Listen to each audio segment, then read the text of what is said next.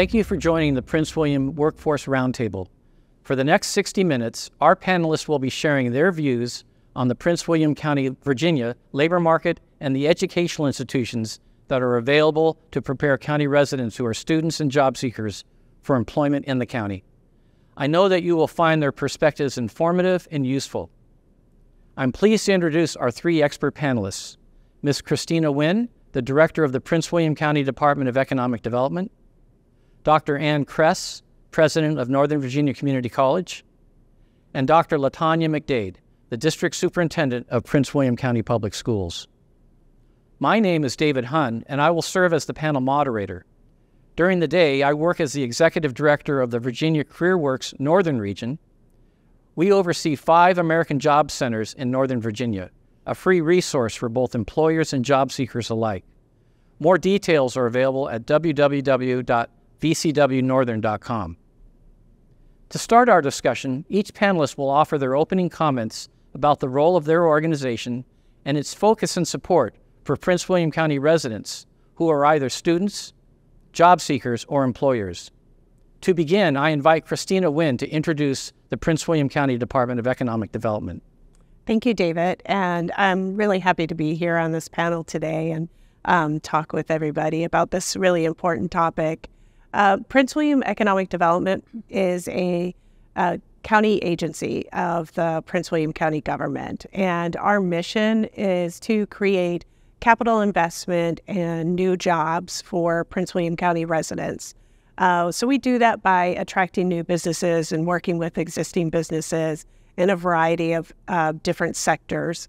At the end of the day, why it's important that you create capital investment and new jobs is that capital investment actually generates new tax dollars, which then gets reinvested back into the community through schools and parks and libraries, and that really affect the overall quality of life for our residents. Fantastic, Christina. Thank you. I now invite Dr. Ann Kress, President of the Community College, to introduce herself and her organization. Thank you so much for this opportunity. So Northern Virginia Community College, or NOVA as we call ourselves, is the largest provider of talent in our region.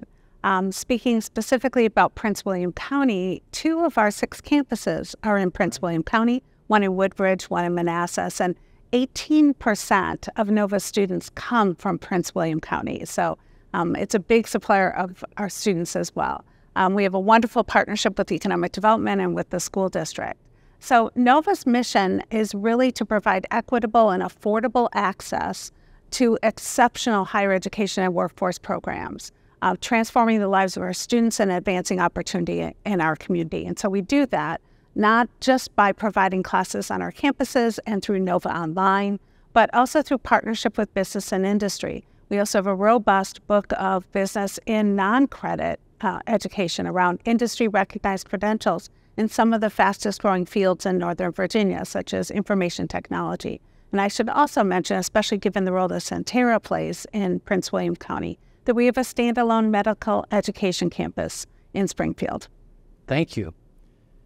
I asked Dr. LaTanya McDade, the District Superintendent of the Public Schools, to speak to her school division. Well, one, thank you so much for having me today. This is an exciting topic for me because it's one that's critically important to the school system. Prince William County is the 2nd largest school system in the Commonwealth of Virginia. We're the 34th largest in the country.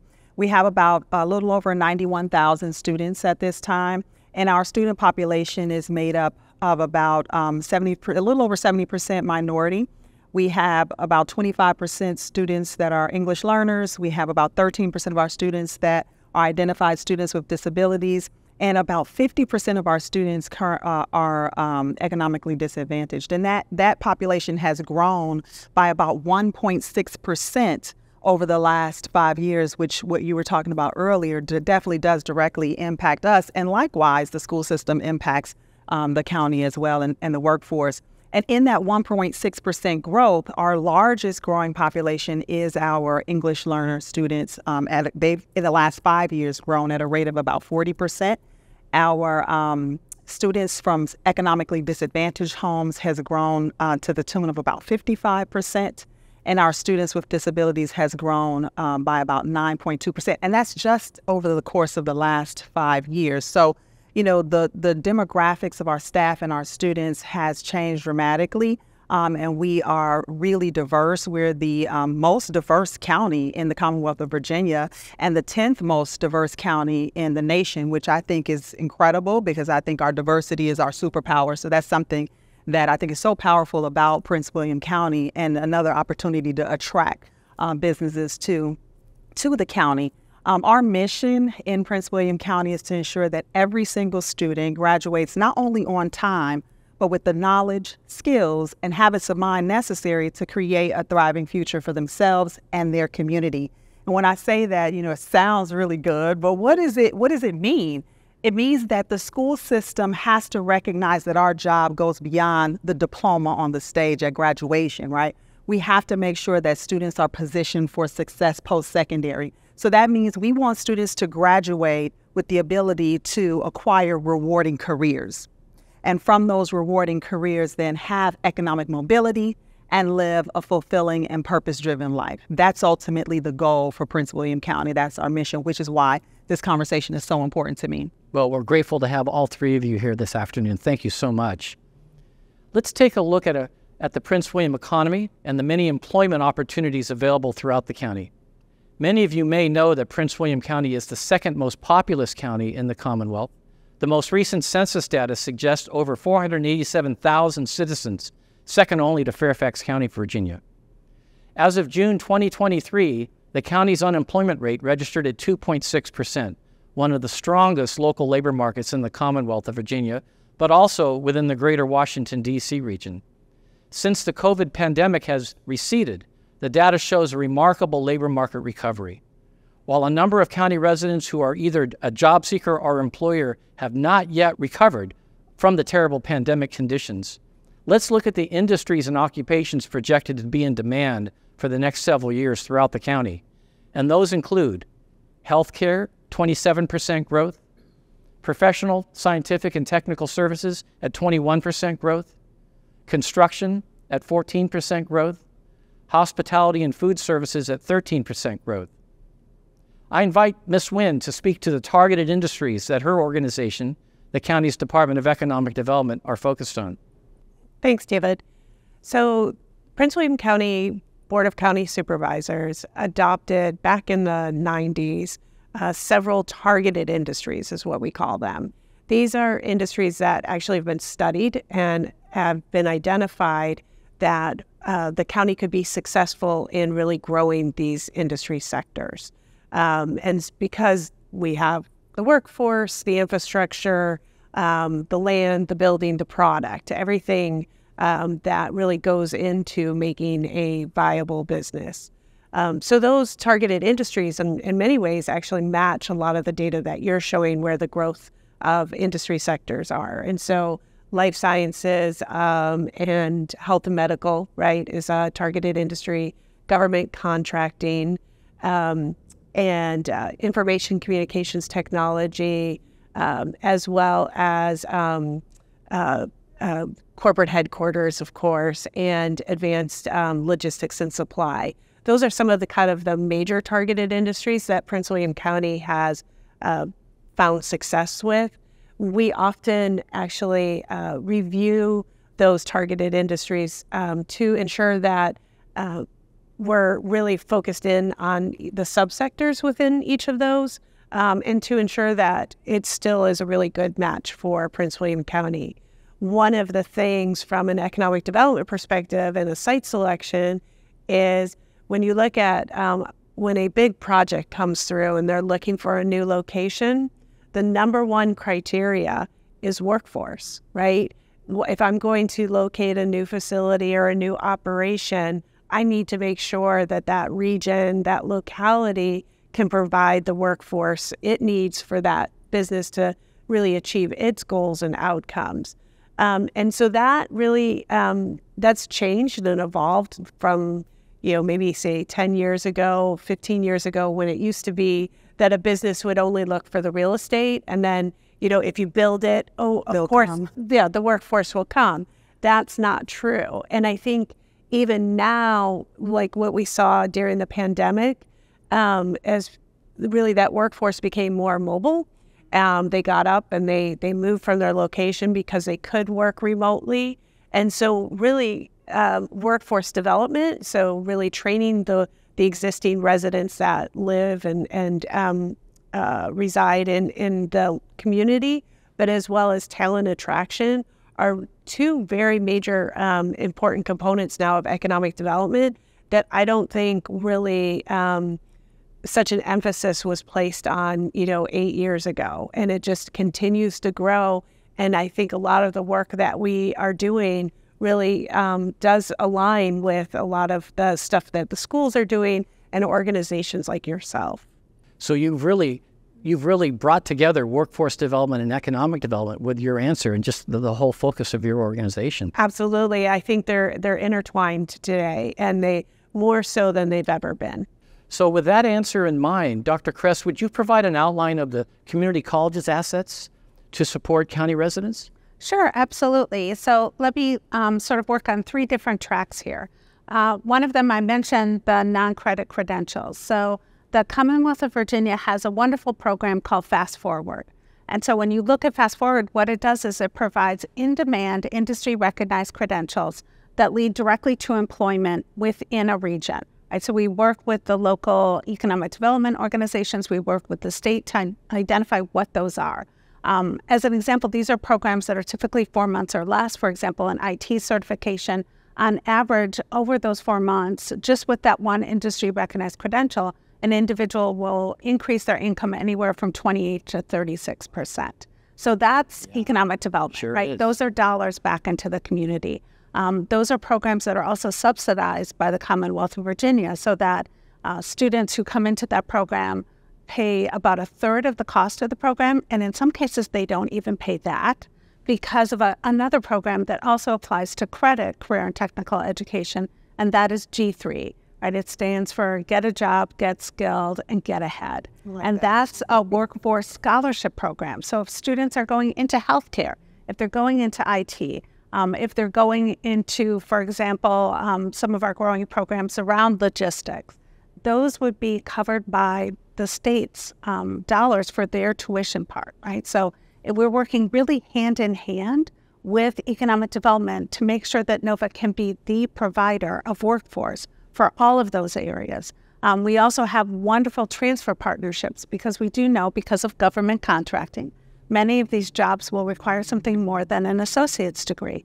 So we have articulations across the region, but probably most prominently with another wonderful Prince William County resident, and that's George Mason University. So through our advanced program with Mason, in over 80 different program areas, students who transfer from NOVA will retain all of their credits, and they have coaches on both sides of the equation to make sure that they're connecting to what we tend to call pathways that pay.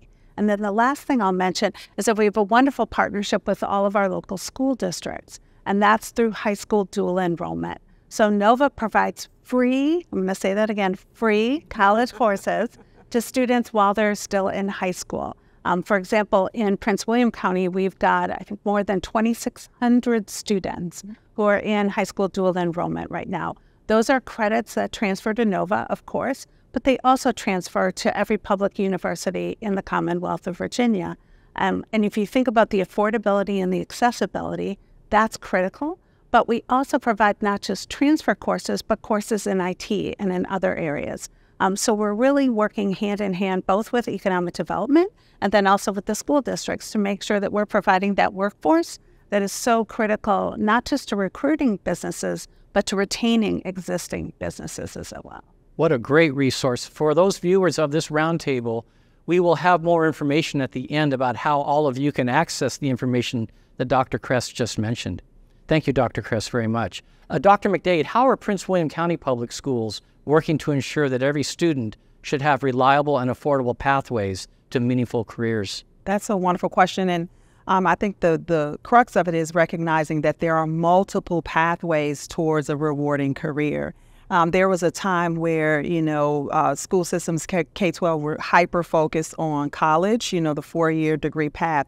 That's not to say that that's still not an area that we're aspiring to make sure that students that want to get a four-year degree can, but also recognizing that we have to prepare students for multiple pathways so that they have choices at graduation.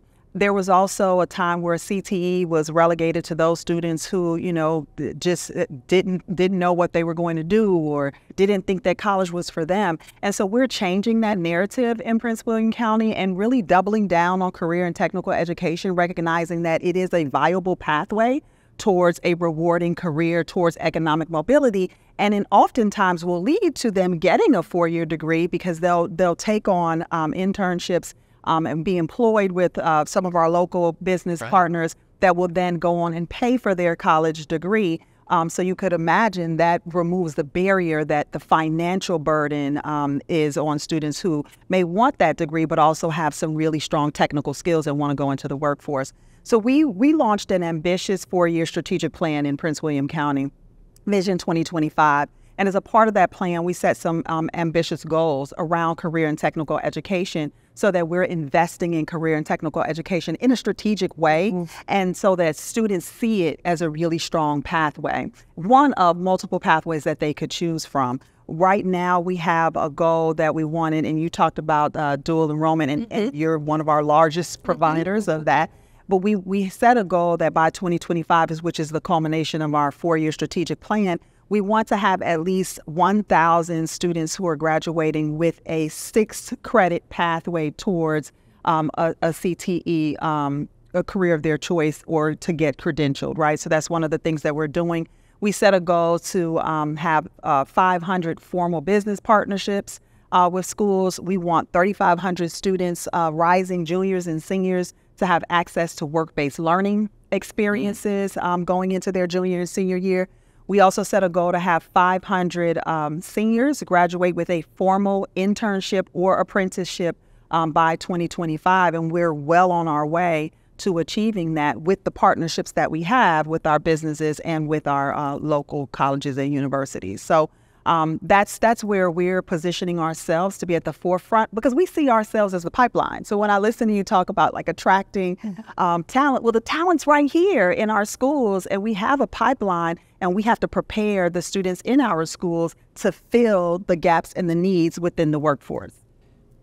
Christina? And I was going to say, I really liked the approach of kind of the multiple pathways, because when you do look at Prince William County's industry sectors, you know, so much of those employers, it doesn't require a four-year degree. That's right. But it does require some sort of technical education in whether it's IT in our data centers or in the advanced logistics area or so forth.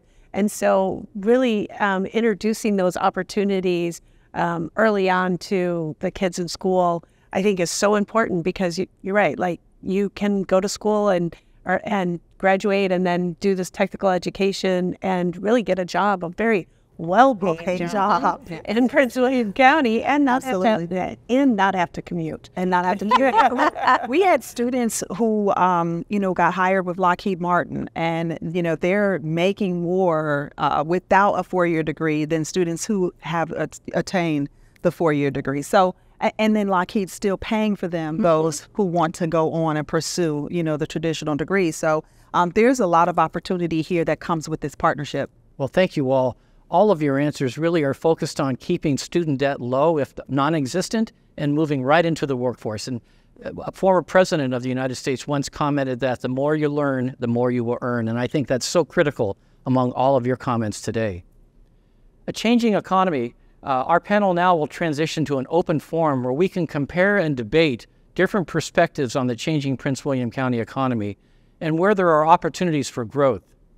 Our first question focuses on opportunities to strengthen the connection between academia and targeted county industries that Ms. Wynn spoke about earlier.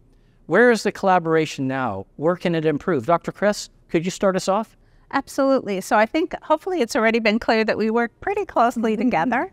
But one of the things I'll highlight with Nova is that we have a very active team around labor market information, right? Partnering with economic development to see not just where the jobs are today, but where the jobs of the future are going to be. So I'll just take an area, for example, like biotechnology, right? So we have a biotech program at Nova. We actually just received a National Science Foundation grant to expand our biotechnology program. That's an industry of focus in Prince William County. It's also an industry of focus at GMU's SciTech campus.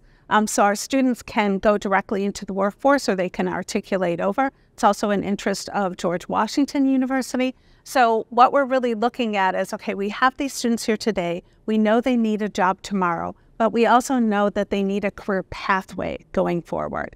So one of the things we like to talk about at Nova is that there is no wrong door, right? Every credential will lead to the next credential. So let's say a student comes out of high school and decides, well, I just really want an industry recognized credential in cyber, and I'm going to work in cyber. But we have a pathway then to take that industry recognized credential and turn it into as many as 12 college credits. So then you're on a pathway to get an associate's degree and on a pathway to move forward. So when you look at the rapidly changing environment around us, right, folks talking about AI and quantum computing, what's the future of logistics? What's the future of medicine and healthcare devices? What's the future of healthcare in the hospital or clinical setting? What we want to make sure is that every student has that opportunity to know that the future will be supported by what we're providing at Nova. And we do that in concert with economic development to make sure that we're targeting our programs the way they should be. Excellent. That's fantastic. Dr. McDade, do you want to pick up on any industry connections that the school system has? We have been aggressively, trying to secure registered partners. We were the number one largest youth registered apprenticeship. Okay, we're number 2 now, but we're headed for that number 1 spot. We're going to earn that back. But we've registered about 174 partners now.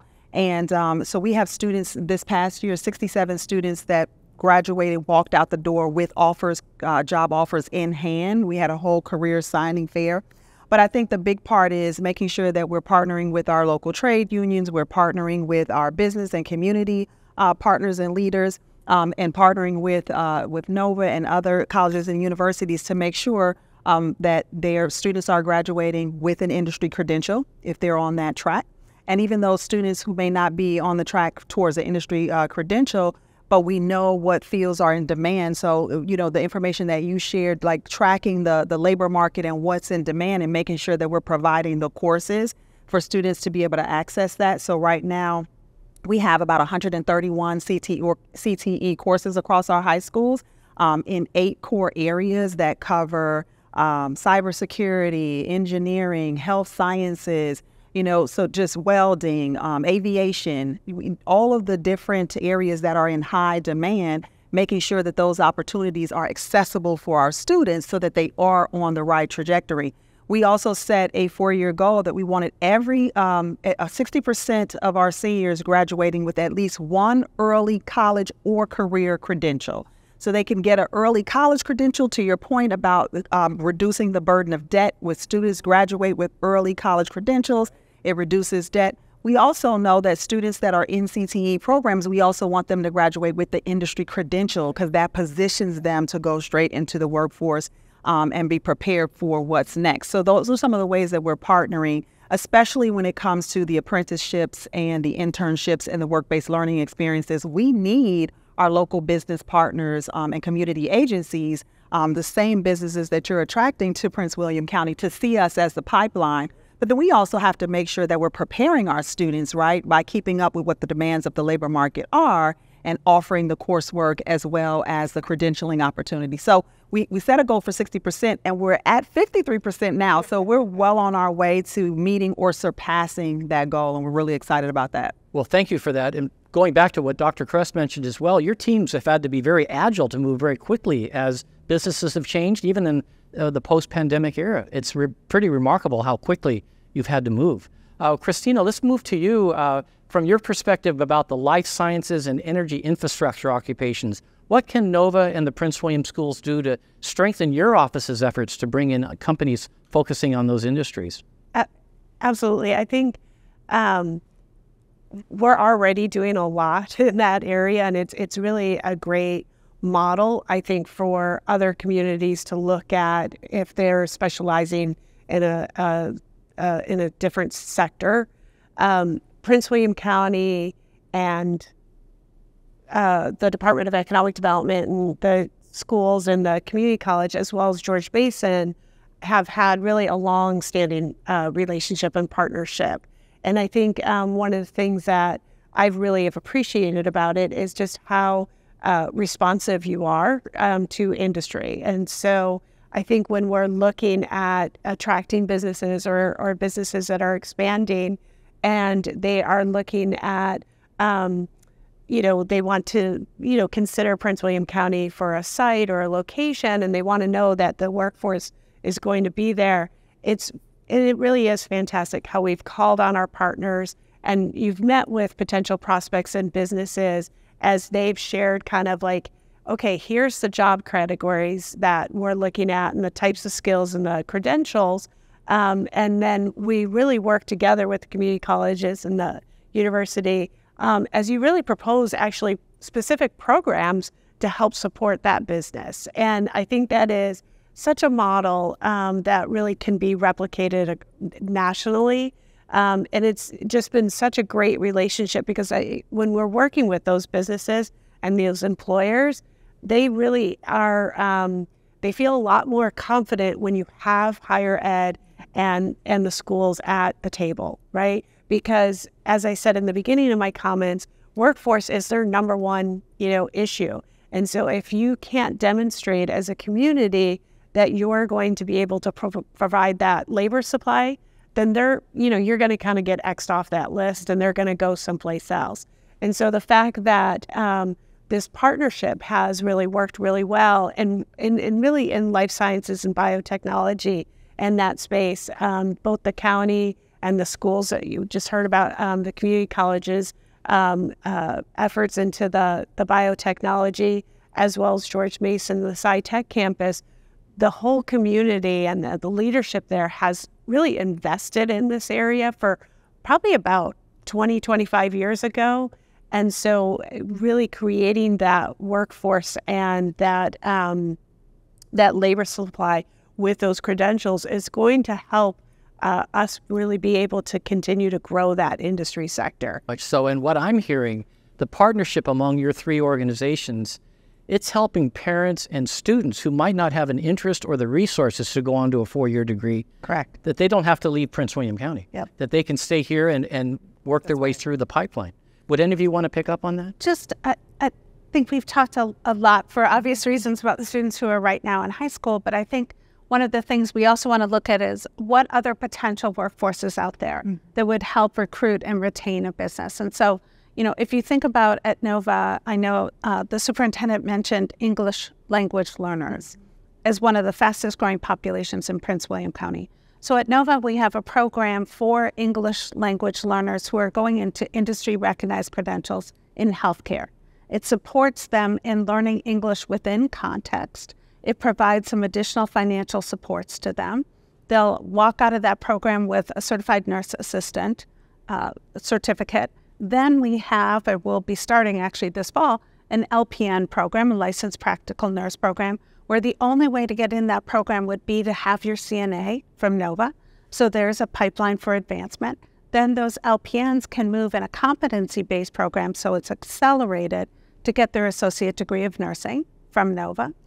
Staying, again, all right here in Northern Virginia. And then if they wanted to, they could move on to get their bachelor's degree and beyond. It's really important for folks to understand in some of these areas, as you heard about some of the students from Prince William County, that their first job may be the only job they ever need to pay for a degree to get, because then their employer is going to send them back to get additional credentials, which is certainly true in healthcare. So, when you look at the way that I think all of our organizations really understand the full diversity of our community and the power of that diversity, but then also how to connect that talent to opportunity, that's really what you're talking about, right? Is that there are pathways that lead to the four-year degree, there are pathways that lead to an industry-recognized credential. Those are pathways for 18-year-olds, they're pathways for 38-year-olds. The reality is that we're not going to see a huge in-migration of folks into Northern Virginia, so we really need to help every single member of the community connect with that. Absolutely. Very well said. Last month, we looked at the number of jobs that were open in Northern Virginia, and there was close to 121,000 open positions across all of the industries that we've spoken about this afternoon. But it really talks about, when Dr. Kress talks about nursing, I mean, thousands of open positions among all levels of nursing that, for the viewers of this opportunity, could really be able to move very, very seamlessly through the opportunities. Dr. McDade, let's come back to you. How are we ensuring that our workforce development efforts align with job opportunities that I just referenced that offer a living wage and contribute to a high quality of life in Prince William County? I mean, we know it's expensive to live in Northern Virginia. Talk to us a little bit about how your team is helping solve that. Well, a lot of it comes back to awareness and career advising. So this past year, we made sure that every high school had a college and career advisor, someone who was skilled and knowledgeable to have a conversation with students, and students taking an interest survey, understanding what their interests are. Oftentimes, students don't, outside of the traditional careers, either they really don't know like this massive swath of careers that they can go into. And so career advising is important. The same way we do college advising as students are preparing for college and we're helping them with applications, we've switched to make sure we're also doing strong post-secondary career advising for students, helping them understand what the landscape is, and then also helping them to understand the different pathways that are available to them. Because as you stated earlier, even with our English learners that come in, some of our students come in really late in the high school years. And it's important to make sure they understand that there are still options for them, even coming into the county late and into the school system. So that advising is really important. The other thing that we're doing is making sure they have access to those careers that are in demand, right? So we have specialty programs across all of our high schools, and then interest programs for CTE in our middle schools that feed into those high schools. You talked about hospitality. We have two really strong award-winning culinary arts programs right now at Potomac High School and at Patriot, and we're adding a new one at Garfield. So as the demand continues to rise, we're meeting that demand with the programmatic offerings that we have in our schools. We've got welding, like I said, aviation, engineering, biotech, biomed. So all of the high demand industries, we're making sure that it's represented in our offerings in CTE programming, but then also coupling that with the advising that students need to help them understand that if you go down this pathway, you know, you want to graduate with dual enrollment credits and be on a 6 credit pathway at the time of graduation. You want to sit for the exam and be prepared to get the certification. So all of those things, we can't make assumptions that students automatically know this or that families know this. It is our job to make sure we're preparing them and then opening the doors of opportunity, which only happens when we have the viable partnerships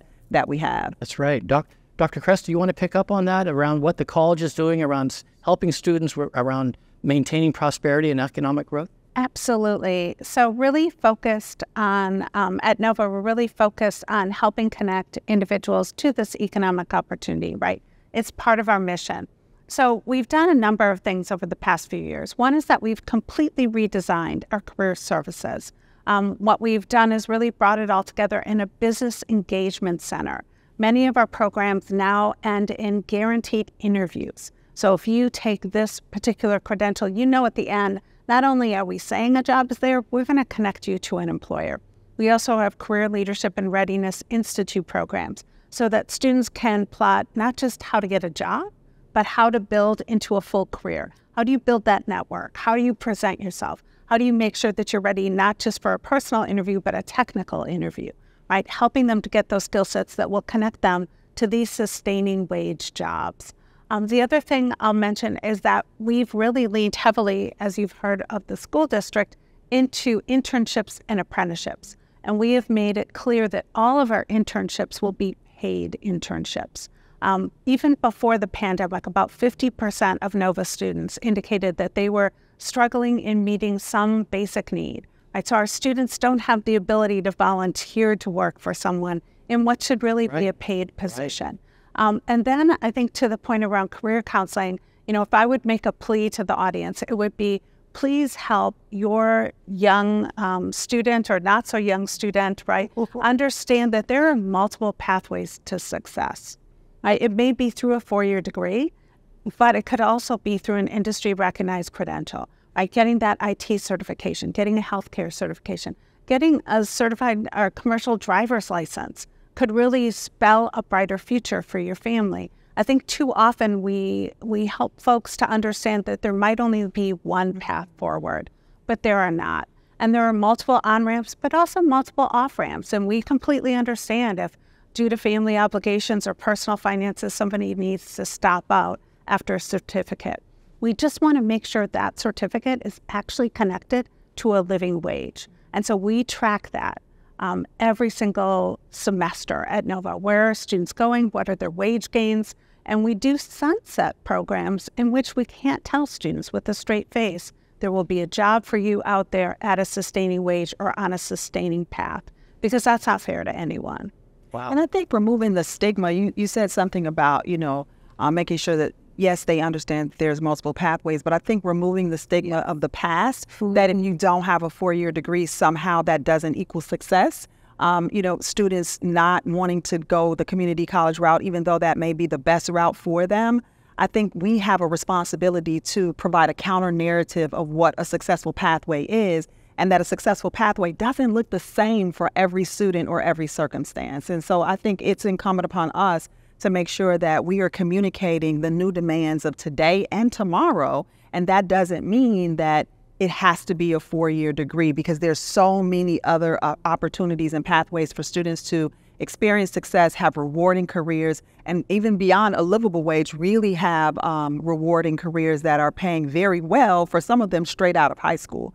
So I think that's an important thing that we have to continue to hear reverberated throughout our county and throughout our nation, that students have options and they have choices, and no one option is better than the other. One of my favorite exercises for high school students is when they actually have to go through the exercise of, okay, what job do I want, or what career do I want?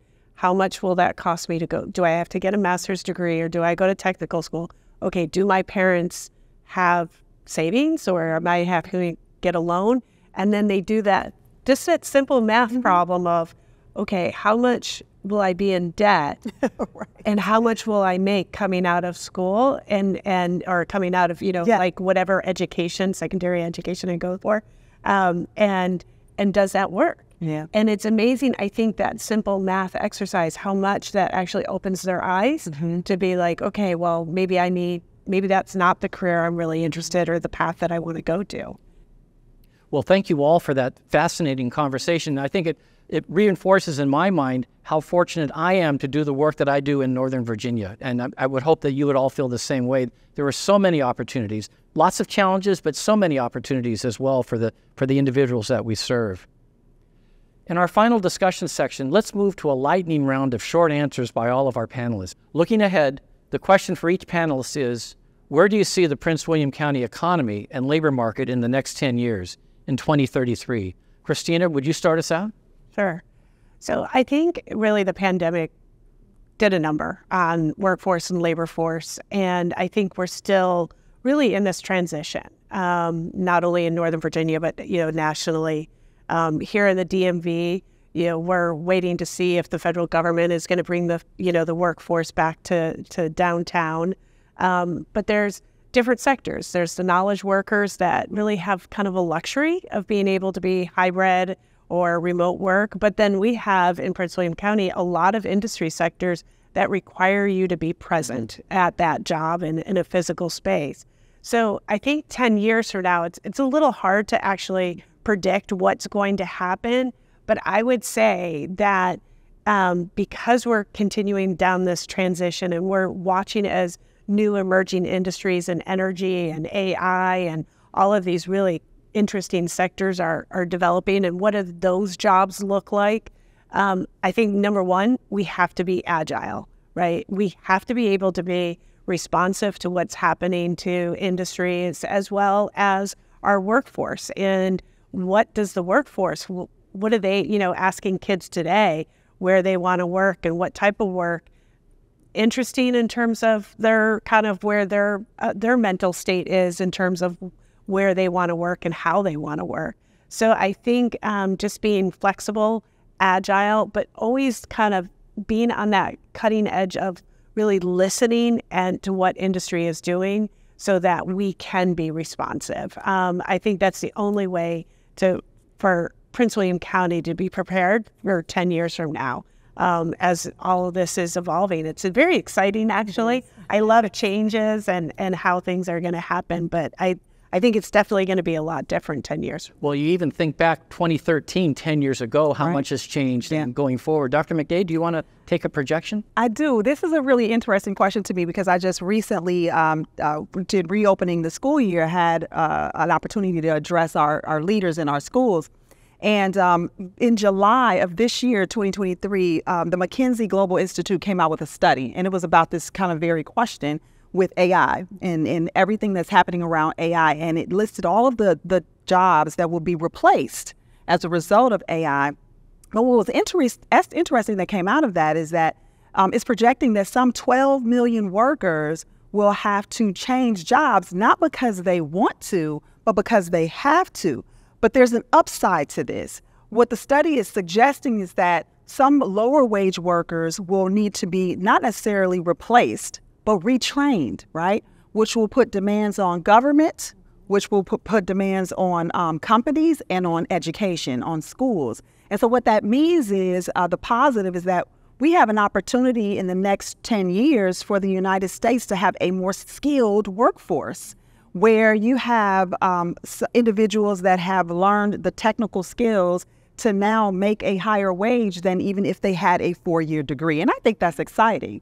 And so there's a great opportunity here now to increase the wage of those individuals who otherwise, because they don't have a degree, were not making the kind of wages that their technical skills suggest that they should. And so having to retrain and be responsive to the technological advances and globalization, I think puts us in a place to have a more skilled workforce and a higher paid workforce. And all of that sounds like a win to me. It's quite a charge for all of us on this roundtable. Dr. Kress, will we have work in 10 years? Oh, I think we will. I'll play work. I would just put a couple things out there. One is that a McKinsey report, if anyone hasn't read it, they definitely should. What's interesting is that the careers of the future that really do seem more resistant to AI are exactly what Prince William County is focused on, right? Healthcare, IT, those STEM fields, a lot of sort of the trades and manufacturing. So I think one of the things we need to look at, though, is that those careers, to the superintendent's point, will be constantly changing. I mean, I'm not going to date myself, but I will say when I went to college, I thought you get a degree and you're done. Right? That is not the world we live in anymore. So I would say that in 10 years, what you're going to find is that skills are incredibly important and that folks will constantly be skilling, reskilling, and upskilling, right? Because the world is changing much faster than it was when I was younger. And I was just talking to someone that the 80s seemed like yesterday. And that's, I think, what we're going to find going forward is that that decade will be every 5 years. It will be every 3 years. So I think the future for Prince William County is incredibly bright. You've got remarkable collaboration across all sectors, including business and industry. And it really is focused on that talent development, right? One of the concerns coming out of the pandemic is that labor participation is lower than it's ever been, right? It's about 2/3 of all the individuals right now in the Commonwealth of Virginia who could be employed are employed, which is, it's more than 5 points down from where it was before the pandemic. So everyone's talent is going to matter ever more, and we just need to continue that investment and connecting them to those careers that really lead to economic opportunity. Well, very good guidance. In closing out today's Workforce Roundtable discussion, especially as we prepare for the future labor markets in 2033, while also dealing with today's challenges and opportunities, I invite all of our panelists to offer their thoughts on what does a productive relationship between the public schools, Northern Virginia Community College, and economic development look like for our residents and businesses. Dr. McDade, could you lead us? I think everything that we talked about today is an example of a productive relationship, and I think that it's necessary to continue to strengthen that. And to your point about being trained and retrained, we need the information about what's happening with labor, what's happening with the labor industry, so that we could continue to be agile and to adjust and adapt as necessary, so that as students matriculate through the system, we're preparing them appropriately for what's next, not just for tomorrow, but well into the future and being future focused. And so I think continuing to make sure that we have a robust partnership, that we are relying on each other to provide. For us, I think that you should rely on us for the pipeline, as well as supporting the educational goals that we have, and then working with you to make sure we have the industry information that we need so that we're headed in the right direction. I think you heard a lot of that today, and what's important is to continue to bolster that and continue to learn and grow as the economy changes and shifts, that we're staying abreast of what's happening both now and what will happen in the future for jobs that don't even exist today. Right. Dr. Chris, want to pick up on that? Sure. I would just say, I think it always comes down to communication, right? Listening really actively to what are the needs of the region, who are the residents of the region, how can NOVA be better prepared for those students when they come to us. That relies on us to have great conversations with our school district partners. It relies on us to have great conversations with the business and industry that's going to hire those students to make sure we're preparing them as we should. That's a great partnership with economic development. We're the community's college, right? We are only as strong as the community that we're in, and our goal is to make it as strong as possible. So this sort of partnership that you've seen here today, that's what makes Prince William. It's what makes it the second fastest growing county in the Commonwealth. But it really is that power of those connections and that communication. Excellent. Christina, do you want to bring us home? Well, I mean, as I stated in the beginning, the partnership between these organizations is really just, it's best practices, and it's a model. And, and then when I think about how do we continue to expand this relationship and really grow the partnership, I agree with you. Communication, collaboration, important elements. But one of the things that I think that we need to kind of maybe work on next is, we've talked a lot about the students and through the pipeline, and whether, coming up through the K through 12 schools and going through community college, but you had talked about the labor force participation rate. And when I think about, there are so many resources, and we've talked about it, free resources that are available to residents and employers, so employers that can have their employees get additional training and certifications to really promote them through their organization, but then the residents who may be stuck in a dead-end job. But, there's almost so much in opportunities that I think about from their perspective. How do they navigate that?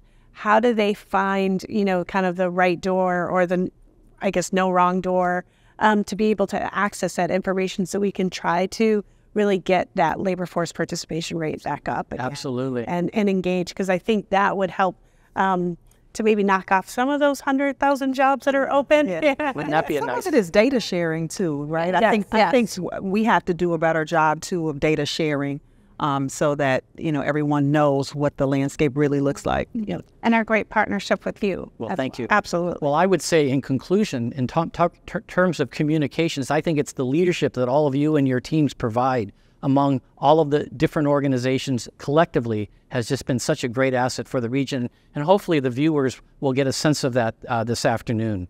I thank all of our Workforce Roundtable panelists for their thoughtful comments and future forecasts of Prince William County's economic and educational opportunities and challenges ahead.